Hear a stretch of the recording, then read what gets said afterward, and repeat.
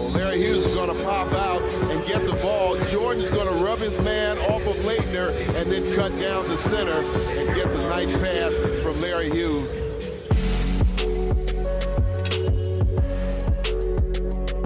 Long rebound, Hughes. Fake, jumper is good. Give it to me, Larry. Give it to me, Larry Hughes. Welcome to the Bleav in Wizards podcast. I'm your host, Matt Moderno. I'm joined, as always, by my co-host, Larry Hughes. And today we have special guest, Jared Jeffries.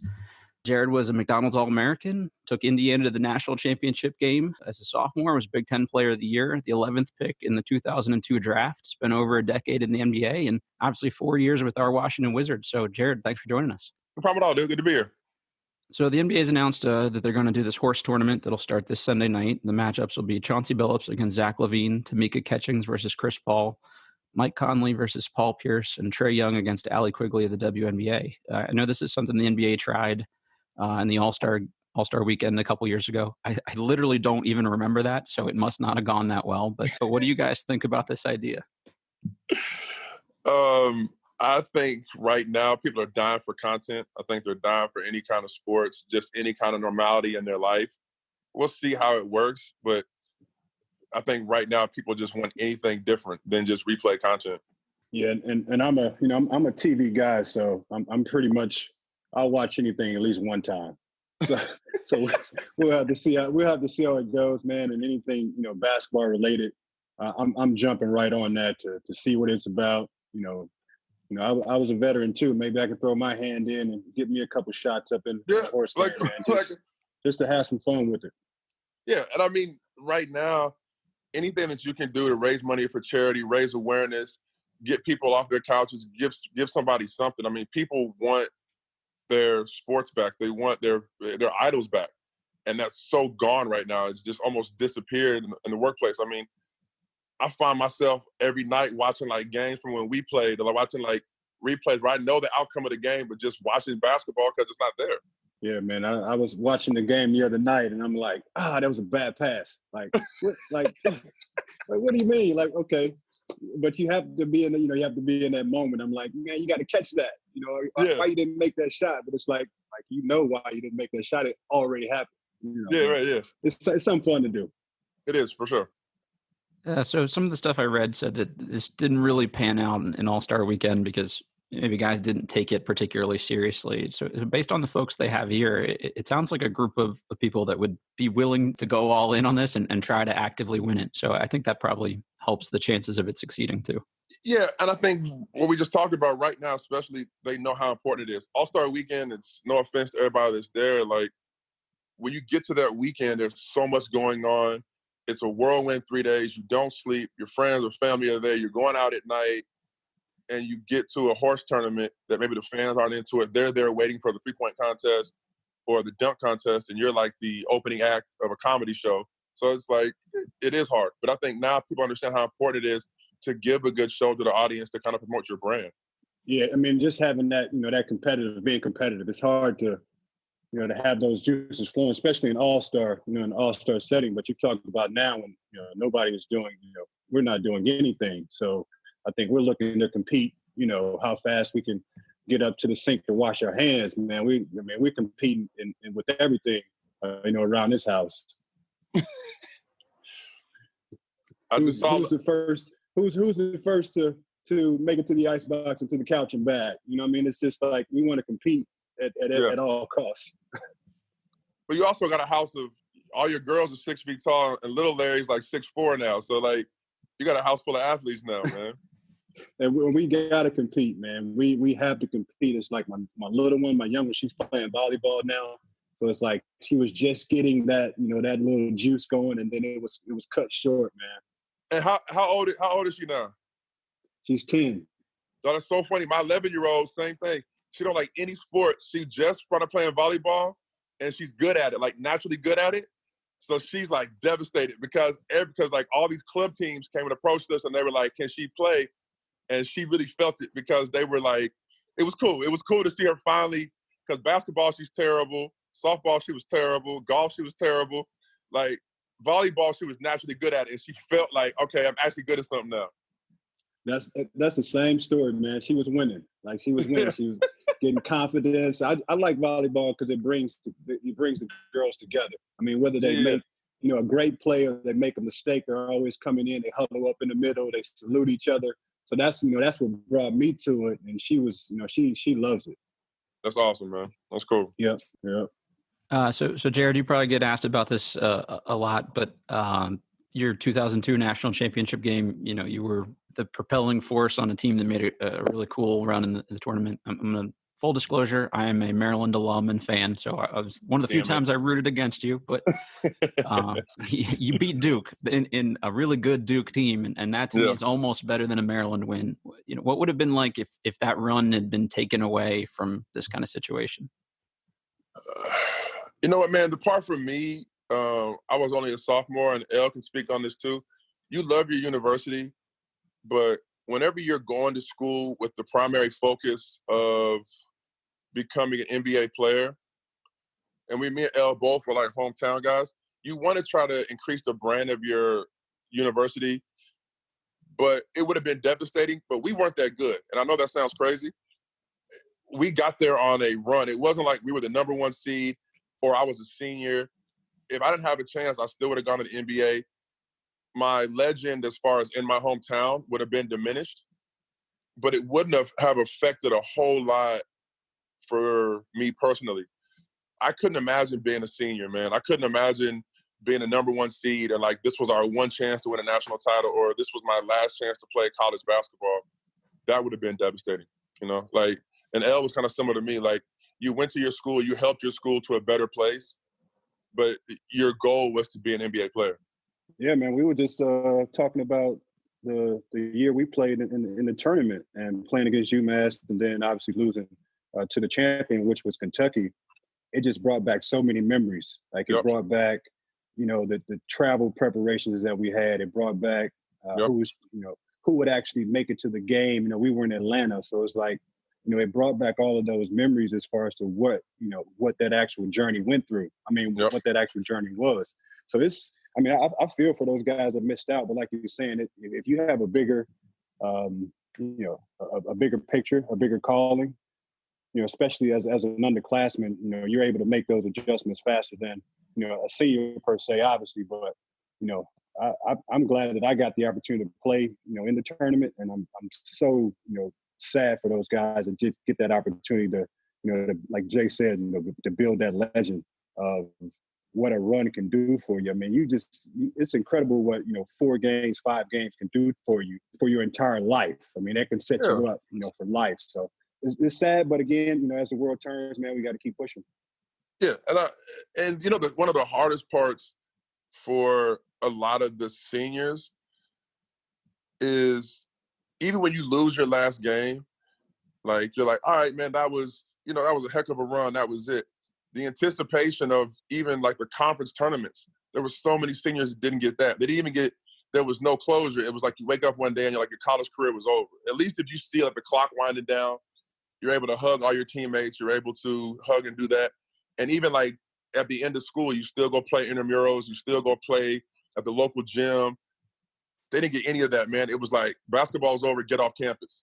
So that to me would be the hardest part of being a senior is not getting the chance to say goodbye to every single person that meant so much to you throughout your career. For sure.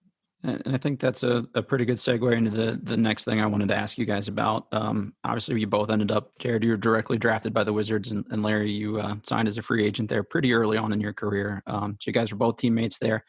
One of your former teammates made the news a little bit today. Jerry Stackhouse came out and said that I'm sure you guys have seen this, right? That he kind of wishes he had never played with MJ because he felt like he was the better player at that point, and things kind of ran through MJ a little too much. I would love to get your guys' thoughts on this. Man, I love Stack, man. Like, I'm also extremely scared of Stack. So, listen, man, whatever he feels, man, I support it. MJ's my guy. I don't know why Stack would come out and say that right now, but hey, to each his own. But I'm not.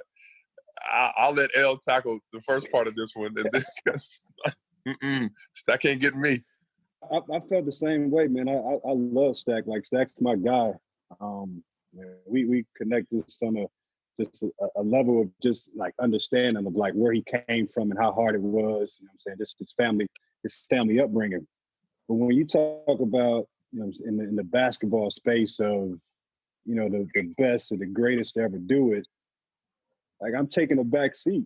I know that it's like in hindsight right now, we talk about, you know, just how you want your career to end and what sort of things you want, you know, mixed into your career, as far as whether it's scoring points, whether it's winning titles, whether it's first team All NBA.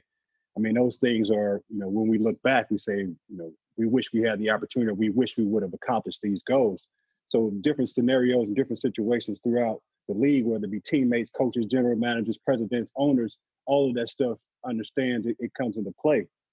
But when you have an opportunity to, you know, rub shoulders and mix and mingle, play the basketball game, which you know, didn't create the basketball game, but pretty close. Yeah. It's a situation for me, man, where I'm like, I'll pass up an open shot. I passed up many open shots to pass to him. Like, I know I did, but I had to. You won't tell the story. I'll tell the story. L was averaging 17, 5, and 5, man. L was starting, and we weren't whatever, but L couldn't make a pass off his down screen.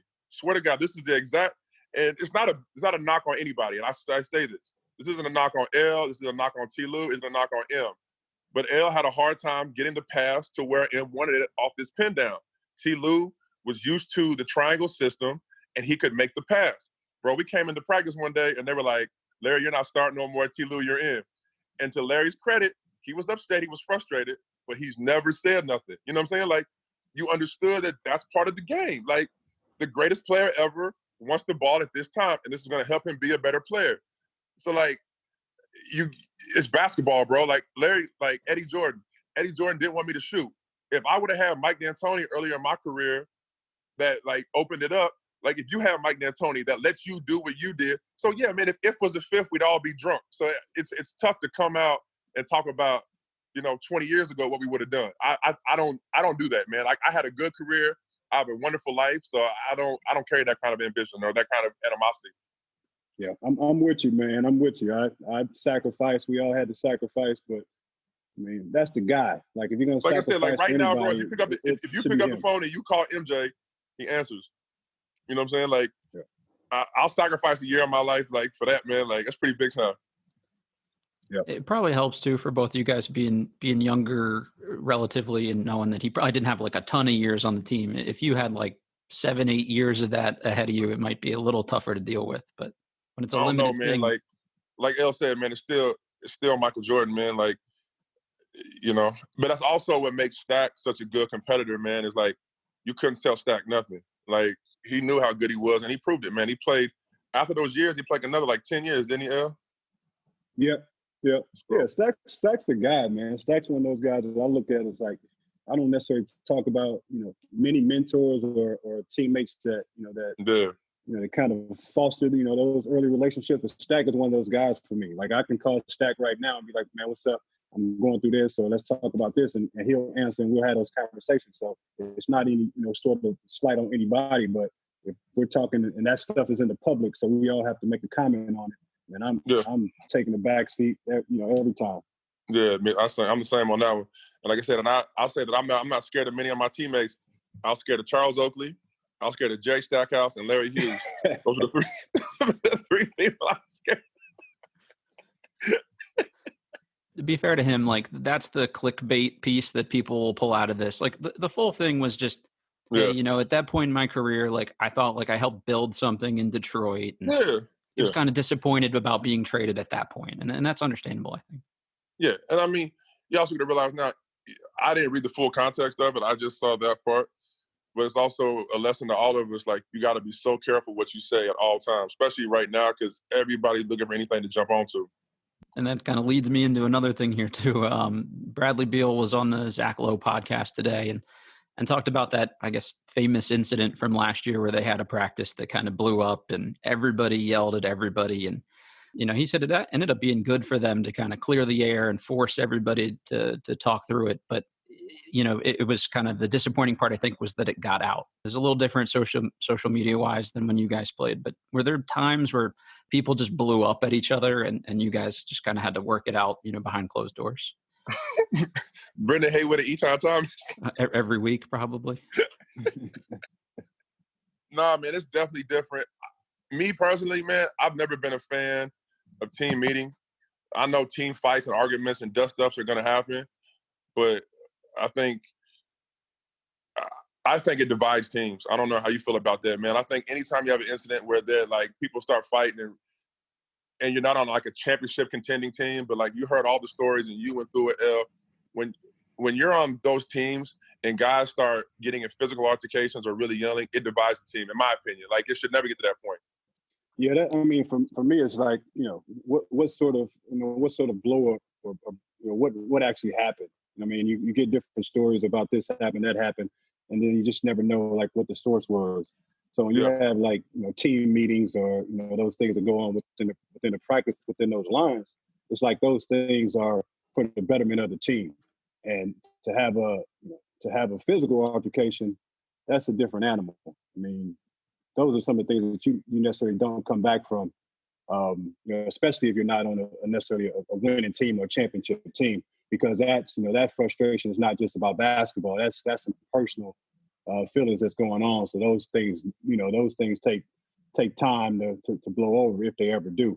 So like Jay said, man, it's if you're having constructive conversation and those things are related to between the lines, then I'm okay with that. But if we're talking about, playing time and personal conversations, or he said, she said, or, they don't want you to do it that way, those never end well. And, bad teams usually have those sort of meetings. Yep. Yeah. And I mean, and once that happens, somebody's getting traded, man. Somebody's getting cut or somebody's getting traded, because it forces your coaching staff and your management to pick a side. And once they pick a side, that means somebody's playing time goes down. That means that somebody's not happy. And that means somebody's getting traded. So you guys were teammates in 04-05, and it was, statistically two of the better seasons that both of you guys had. And the team was also really good that year. I've told Larry this a bunch, but as a fanboy on this end, like that was actually one of my all-time favorite Wizards teams to watch. Just style of play, the way you guys seemed to gel. And what was it about that year and that group that made you guys so successful? Man, it was Larry, bro. It was the big three and little two. And Larry left us and he ruined everything. It ruined everything, baby. We would have been in the Eastern Conference Finals. And Larry left us, and he left us in shambles, absolute shambles. How do you explain yourself, Larry? No, man, I think that's a great point. Is that, what I'm saying, we liked each other. Yeah, straight up. We actually liked each other. We had conversations. We hung out. We knew about families and moms, and what I'm saying, we kind of knew we knew each other and we clicked. So it made it a good experience to get out there, have conversations, and battle people on the floor. And that's when you see the best teams. They had a good relationship off the floor. They obviously have their own lives, but there's a connection that's off the floor. And like today, I mean, I still those guys on that team. I mean, those are the guys that I'm most connected to. Yeah. Those are the guys that that I can call. They can call me at any time. To talk about anything, to ask me anything, resources, conversation. So, I love those guys. And if we all had to go back and do it differently, if I'd have stayed, we would have did damage. Bro, I swear, I don't say this lightheartedly, and I know other people have said it. Brendan said it. I know Gil said it. Larry was the only one that could control Gil. So when Larry left, it was left to me to try to control Gil. I wasn't good enough. I wasn't a good enough basketball player to tell Gil certain things. Larry was a mentor to Gil. He was, a comparable player to Gil. So when he said stuff, Gil had to listen. If I said stuff, even though Gil knew I was right, he could look at me like, man, shut up, you ain't as good as me. And I was like, you're right, man, I'm not. So I can't say a whole lot.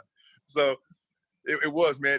It was a lesson, I think, to that front office, and they might have even overcompensated in the future of not letting free agents go. They really looked at, from then on, I think I was the only free agent that ever left that team. Like the next year I left, and then from then on they re-signed everybody, because I think it was a lesson to how the chemistry dynamic of a team is so important and so fragile. Yeah, there's a little story there. So, GA had just got some money, but he was getting ready to come up again. And they knew, we were good friends. They knew, about our backcourt.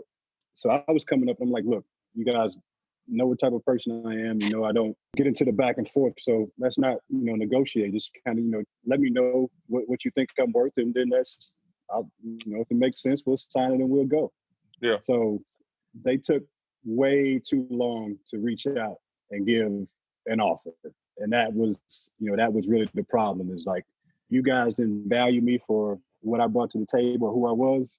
So I was taking a hard look now at free agency. Yeah. And the deal Cleveland brought in place, I mean, Washington could have matched that deal, but no, it was too late. No, it was.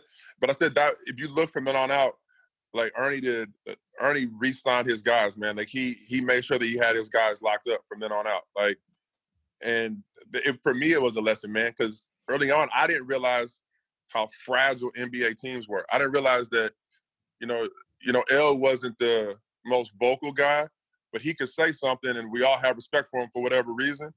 And I was like, damn, man, like NBA teams are so fragile. Like, because you lose one person and the whole dynamic of the team changes overnight. Like he said, we go from every single guy hanging out all the time to almost being like in different cliques. And it was really weird. It was a weird dynamic. Yeah, I mean, that rose into really just like, what's the biggest, adjustment, that you had to make coming from Indy, and then obviously, making it to the league?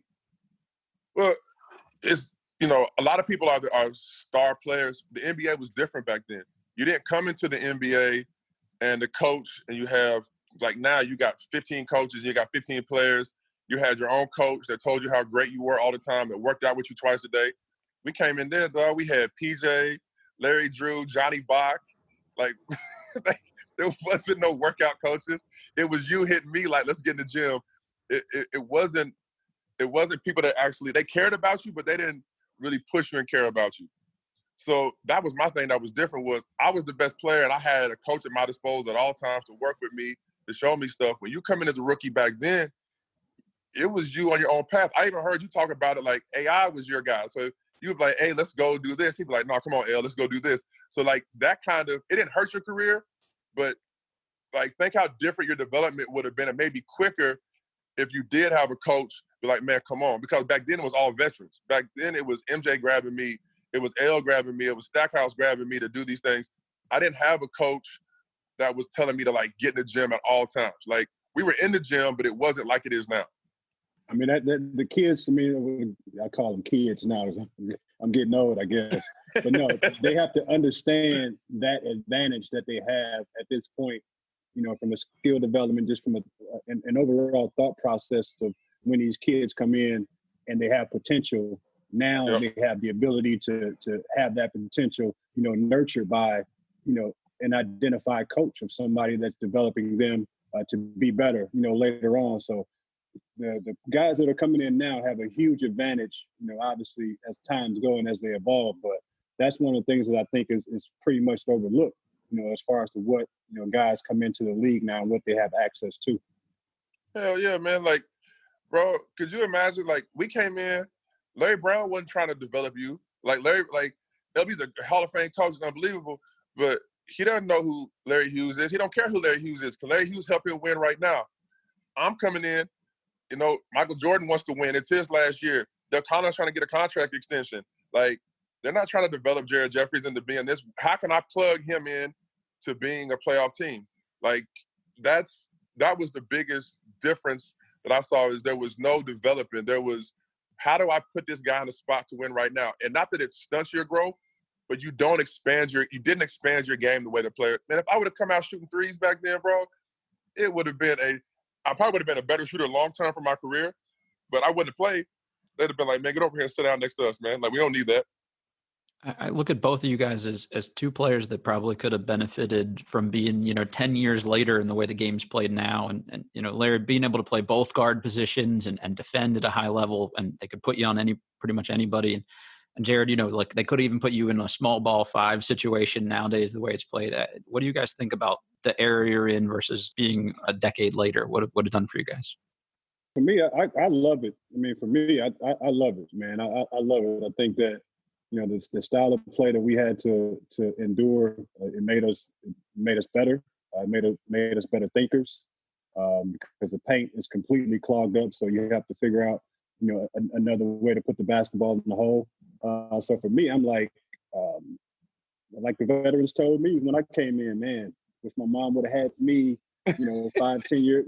So we all get that. It's just an evolution of the times. And I love the game the way it's played now. But we all hear the same kind of notes. Yeah, and it's also one of those things, man, that basketball goes in these big cycles and rhythms. Like, there will be a dominant center come along a few years from now that will, there will be a Shaquille O'Neal that'll come along, and when the next Shaquille O'Neal comes along, all that small ball is going to stop because this guy's going to be so big and so dominant that when he's putting up 35 points in the paint and he's getting to the line, shooting even 60% from the free throw line and getting 20 rebounds, it's going to make you put bigs on every team again. There's just a lack of bigs. The generation that L came in, I caught the last part of it. If you go out there on the court and you got Shaquille O'Neal, David Robinson, Tim Duncan, Lonzo Mourning, Dikembe Mutombo, if you have that era of center come back again, you can't play small ball, man, because those guys are so dominant in the paint. You can shoot all the threes you want. If he's dunking the ball every time and getting every offensive rebound, can't play small ball. So there will be another ebb and flow of basketball. Like, if you look at the 70s, 80s, they were scoring the same kind of points. They played this fast because the ABA players came in and sped the game up. The 90s slowed down because of the Pistons, Knicks teams. And then the NBA changed all the rules to get more scoring. So you see that now. But there will be a change where there will be bigs come back. So who makes that happen, Jay? Who makes that happen? I mean, who's in charge of building these teams? I mean, having the most important role? Is it going to be the general manager that's going to now say, hey, we need to pivot into this direction? Is it the president? Is it the owner? Is it would the players just dictate that? What do you feel to dictate that? I think the players. I think injuries. If DeMarcus, like I said, I always said that the if was a fifth.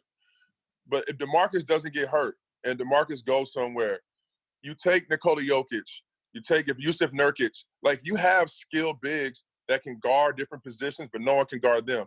You start getting the Nurkic's, the Jokic's of the world, the DeMarcus Cousins of the world, Joel Embiid's. You get those guys that can avoid injury and can play 70 to 72 games a year. Now you have to keep bigs on your bench because you can't put Kevin Durant at the 5. You can't put Draymond at the 5. You can't go out there as Milwaukee and put Giannis at the 5 and put him against everybody else because they're going to get in foul trouble, man. They're going to get punished in the paint by these talented bigs that can extend the floor. You always hear it's a copycat league. So if somebody has, a lot of success doing it that way, it seems to be the domino that it takes. Correct.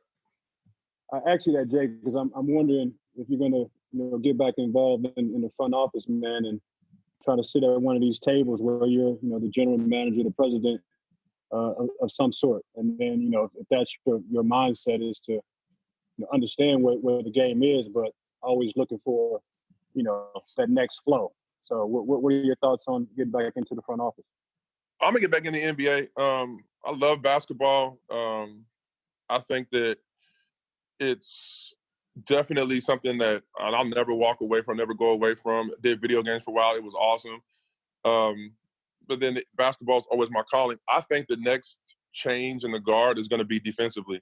And I'm not sure why teams don't do it now, but teams could so easily, there's no more pressing. Remember, we used to do those 2-and-through presses, one-and-done presses. We actually won the playoff series against Chicago by running a bullcrap matchup zone. And it was terrible, but they didn't adjust for 4 straight games. So we won 4 straight games in the playoffs. The second or third time, a team could come back from a 2-0 deficit to win a playoff series. I think defensively, it's even more of a copycat league. Switching all pick and rolls. The hard hedge is gone now. Double teaming is gone. I'm not letting dudes like Trae Young give me buckets, man. I'm going to have whoever your non-shooter is, your non-playmaker, I'm running a big in him every single time. He's not bringing the ball up the court. When the ball goes in his hands again, I'm not letting the pick and roll come. I'm going to take the ball out of your best player's hand, especially if you only got one best player. He will not beat me. So there's going to be a roaming big like I used to do that's going to go up there. So I think defensively is the next progression where you're going to see more and more junk defenses. James Harden's not going to get 40 on me, man. Like, PJ Tucker got to beat me. And I'm not sure why. And it's not about trapping him. It's about when the ball gets in his hands, just walk somebody out of him, man. Like, and leave that guy alone. Remember, we didn't guard Chris Duhon for a whole series. Yep. Yeah, you saw basically Trevor Ariza, Trae Young tried to nutmeg him and go through his legs, and Ariza just like shoved him into the first row. Like, it just guys aren't taking that. The guys that take pride in defense. No, I mean, like Larry will tell you, we caught like the last guard of the generation of, and the NBA has cleaned it up, because I'm not saying that you have to hurt players, but like the showing players up and like all that stuff, man, you knew who to do that to, who not to do that to. And if they even had a guy on their bench, the showmanship is important for the league, but it also, at some point, you're going to get back to like when everyone's not friends. You're going to get back to rivalries when, like, look, man, we're not all homies, man. Like right now, so many guys grow up together, play together, play in the same AAU teams. Eventually, you're going to get back to these teams that are able to put it together for a long time and have runs together 5 or 6 years where they have rivalries, where they have teams that they don't necessarily like. The Wizards team, obviously, Juan Dixon got drafted the same year you did, but I was just looking back at your draft class, and there are like 9 guys from that draft class that all played for the Wizards the next couple of years. You had Drew Gooden, Nene, Karan Butler, Roger Mason, Darius Sangala, Rasul Butler, Lonnie Baxter. Were you just hyping up Washington as a stop? Like, I guess Ernie loved that draft. You know what, man? That draft, when it's all said and done, probably was a very average draft. You know, you had Yao Ming with the foot problems. You had Jason Williams get an unfortunate motorcycle accident. But, you know, there were some players that were very good, consistent players. So I think that having Gilbert at that time and then being able to get John Wall, I think you look for a lot of role players. And I think that's one thing that was kind of consistent, is looking for those role player type guys. Yeah, and I'm just looking where DC is at, man. When I came from Golden State, basically to get to the next city, it's always an hour 45, 2 hour, 15-minute flight. But when you go to the East Coast, you go to Washington, I mean, you can get to, you know, to New York, to Boston. You know, you can get to those places, and it's not a huge travel burden on you. So I think that could play, you know, a role in guys' decision as well, just, you know, unconsciously. Dude, DC should be one of the top 5 cities in the NBA, like, recruiting-wise. Like, you have to be able to get free agents. Like, DC is an awesome city.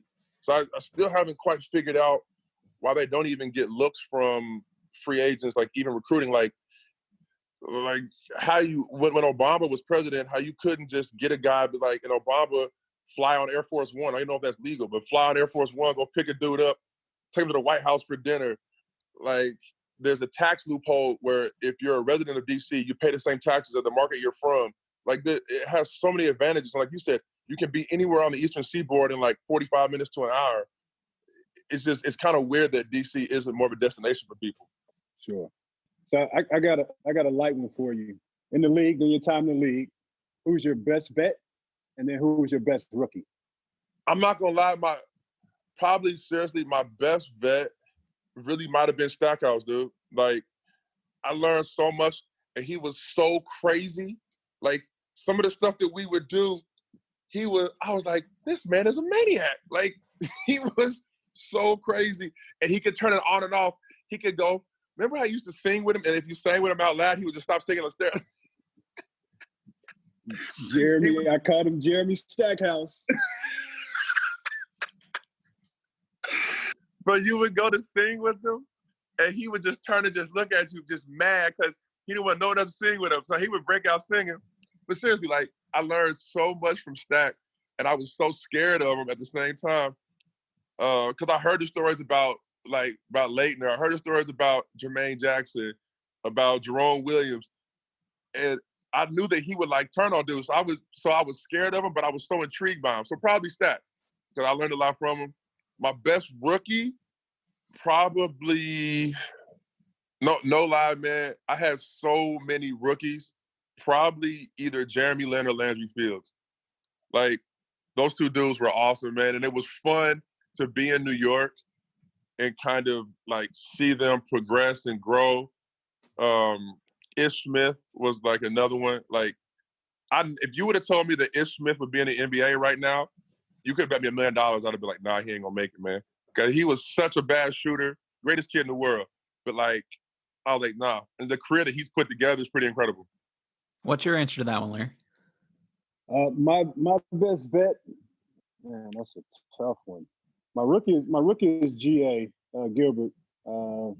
There's a guy, man. I look at him like a little brother. Know exactly where he's coming from. I know, I know how his mind works. I know how he thinks. I know things that people just really don't understand. But we got a crazy connection, and I think it comes from just him being, a young guy trying to figure it out in Golden State. And I think the vet is probably, I guess, Allen. I mean, Allen, I came in, at a funny time. We had a lockout, and we couldn't necessarily use the facilities or anything like that. So, my first experience was, a vet that made sure that I was good, that I was taken care of, made sure that that I was able to eat, made sure that I was able to shop, and actually started to live, the NBA life without having, our checks coming in yet. So that's a guy that I always look to as like, if I didn't have him, I probably wouldn't have went to Philadelphia before the lockout. So he was a guy that I leaned on for sure.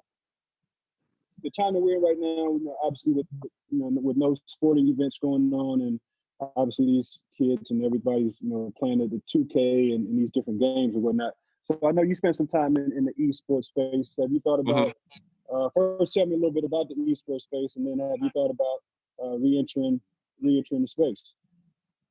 Man, it's such an amazing dynamic space, and I think a lot of focus has been shifted to it right now, especially. But it's a very difficult market to navigate.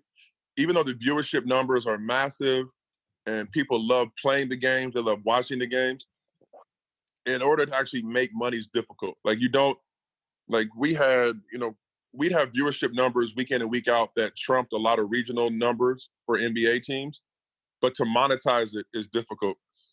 You look at 2K, 2K has done some of the games on regional, local TV and national, and they're close to the numbers of like some of the NBA games. Like, not to say close, they're like a third of the numbers, but this is somebody playing remotely by themselves. You look at the numbers on Twitch, and the individual guys can make a lot of money, but the organizations struggle because they're paying the salary of so many different players.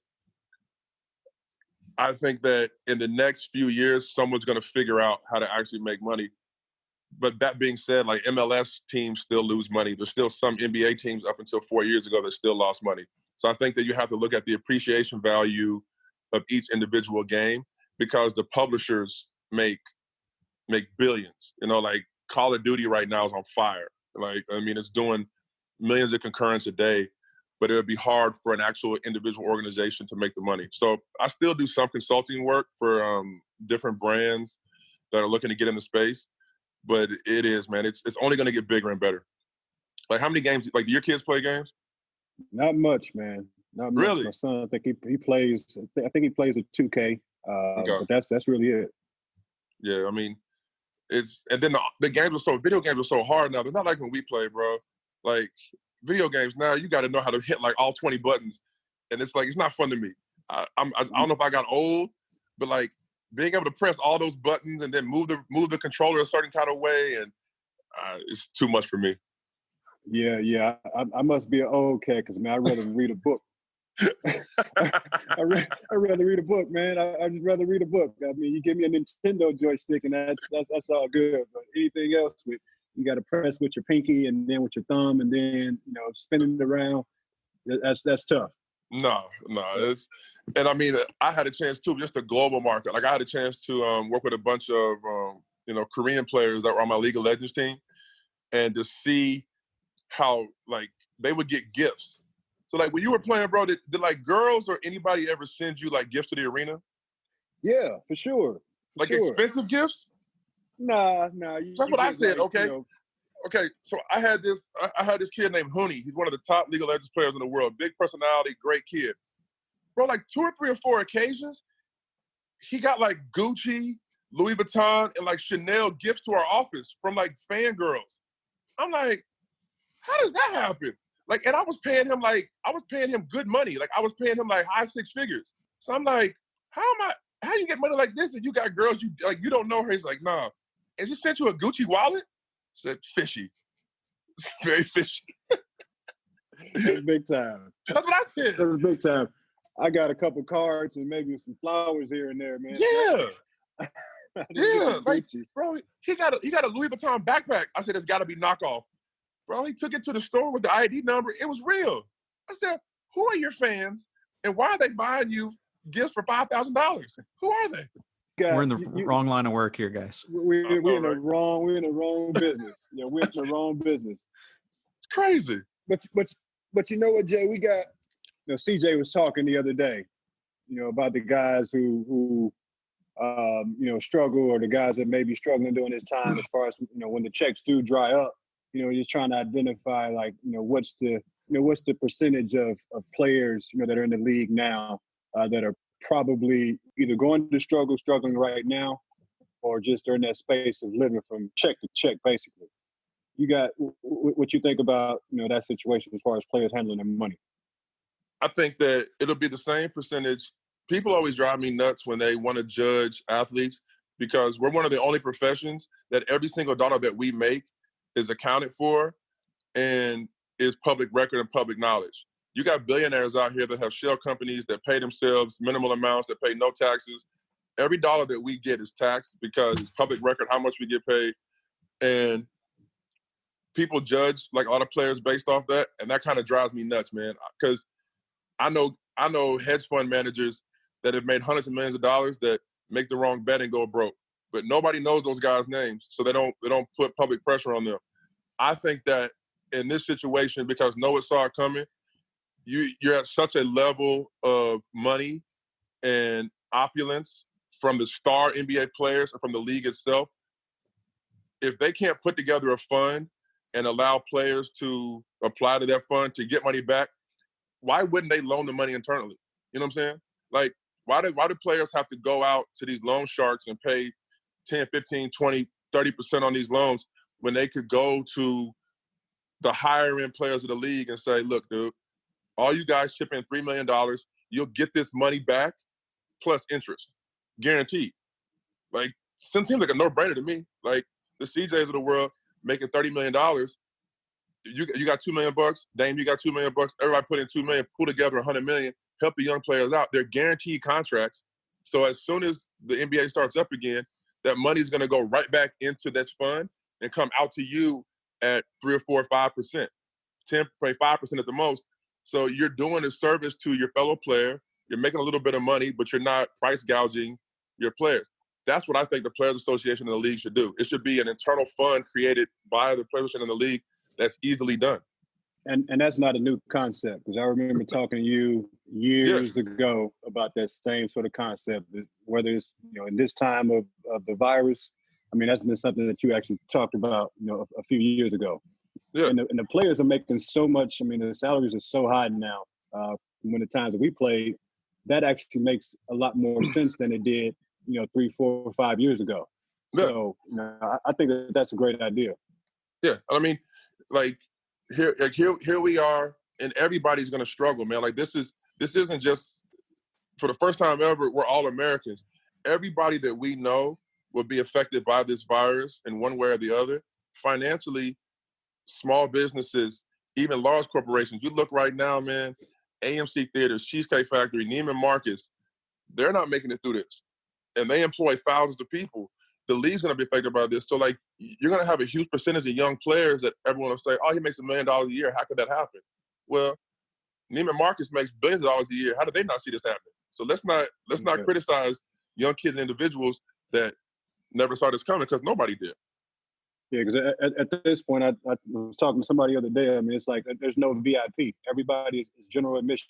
Like, there's no, like, nobody is outside of the scope of who this is affecting. So it's like, there's no more VIP. We're all general admission. We're all trying to figure it out. And I think that those guys, within the league are going to need some support. And hopefully it can come internally, like you said, so we don't get hit, with those different rates and things like that, too. Yeah, for sure. And for the even the G League call-up kind of guys, or the veteran minimum guys like that money goes quick when you have agents and managers and financial folks and taxes and family. If you're a player right now in your first couple of years in the league and your agent doesn't send you that feedback that he took this year and get on the back end next year, he's a bad agent, bro. Like, he's not looking out for you. Like, he should have enough, unless, all these big agencies, they should be looking out for their players too, man. Like, this is the time I think Mark Cuban said it best, this is the time that we're going to look back on, and you're going to see how good your agent is, how good your financial advisor, how good the company and the organization you work for, like, who steps up right now and does the right thing. I know that we can't be necessarily out in the space, and I know one of the things that you love to do is you like to get out there and fish. And you don't get out there and fish with it's not just you. You got a whole gang of people that you have on the boat fishing with you, man, and having a good old time, man. So what's going on with the fishing and everything right now? Man, MJ finally moved into my realm, man. MJ finally started fishing, all right? So he got a brand new 80-foot Viking, boy. I mean, this boat's bad. So I was flying to Florida we going fishing. We had all these plans, and then COVID came along and derailed all that. We had plans to go to the Dominican. We were going to the Bahamas together. So fishing right now is on a temporary hold, and I mean, it just kills me because that's my chance to like get outside and get away from it, and it makes it a whole lot more fun when it's an 80-foot boat. And MJ, you rolling around with MJ? You rolling around with the black cat? With the black cat. And I was finally better than him at something. Like, I'm a better fisherman than him. Like, I was like, yeah, like I'm finally better than him at something. And then this thing came along. But I mean, I can't wait, man. I was supposed to go to Panama the end of May. We had to cancel that trip. I was supposed to go to Cabo, and I was going to Winter Music Conference because I love electric music too. So I was going like for a whole week in Miami. I was going to go to Ultra. So it's just sitting here at my house, man. That's not me. So I'm struggling right now. This ain't no fun. This ain't no fun at all. For sure. Well, hopefully you can get back to the sea soon, man. I hope you can get back to it. I will, dude. Jared, thanks again, man. We really appreciate this, and good luck with everything. Stay safe, and we'll talk to you again, hopefully. Thanks, guys. Appreciate it. All right, Jake. All right, bye. All right, everybody. That was our interview with Jared Jeffries, former Wizards player and teammate of Larry's. Larry, what'd you take away from that? How was it? I loved it, man. That's one of my guys, man. When you come into the league and there's not a NBA city in the place that I'm from, so it's when you get to these cities and you can make connections like brothers and you can build those relationships. Using basketball that can last a lifetime. And that's one of my good guys, man. That's one of the guys, like I said, that, he can call me tomorrow, tell me to get on a plane. He can call me tomorrow, tell me he needs a wire transfer. He needs a conversation, he needs to hear. And that's one of the guys, man, that I wouldn't hesitate to pick up the phone for and make sure he gets what he needs. So, man, it's good to have him, good to have him stop in on us, man, and I appreciate it. And, originally we were only going to go 15, 20 minutes, but obviously folks, when they're hearing this, we're going to be well past that. So that's a credit to you too, that guys are willing to come on and take their time and want to do this with us. So appreciate you setting that up, and folks can look forward to more good guests and interviews like that, especially while we don't have actual basketball to talk about for the time being. For sure.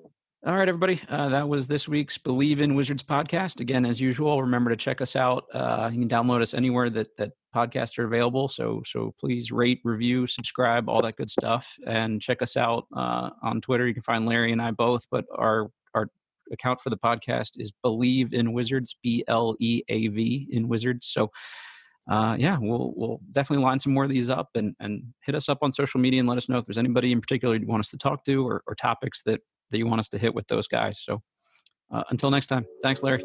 Yep, appreciate you.